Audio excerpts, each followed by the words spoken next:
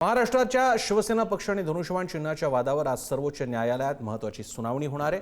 सरन्यायाधीश न्यायमूर्ती सूर्यकांत यांच्या अध्यक्षतेखालील खंडपीठासमोर ही सुनावणी पार पडणार आहे। यापूर्वी ज्येष्ठ विधिज्ञ कपिल सिब्बल यांनी केलेल्या जोरदार युक्तिवादानंतर आजच्या सुनावणीकडे राजकीय वर्तुळाचं लक्ष लागलंय।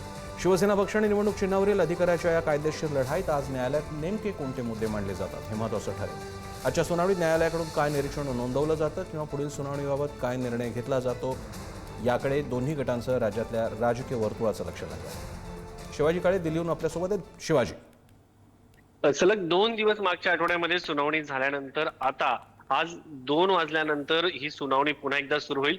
कपिल सिब्बल हा त्यांचा राहिलेला युक्तिवाद पूर्ण करतील।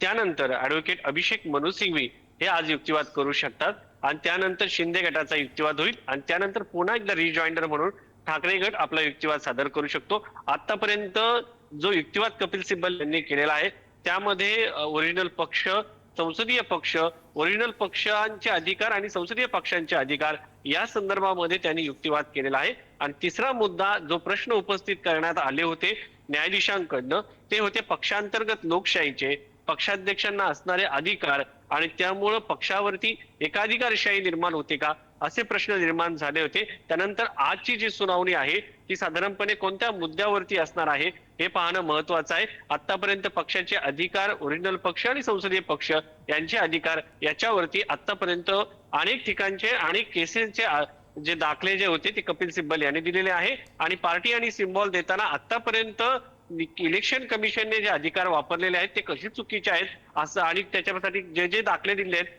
ते आतापर्यंत आपल्याला पाहायला मिळालं होतं। मात्र आज याच्या पलीकडे जाऊन कपिल सिब्बल काय वेगळा युक्तिवाद करतात हे पाहणं महत्त्वाचं असणार आहे। धन्यवाद शिवाजी, तुम्ही दिलेल्या या माहितीबद्दल।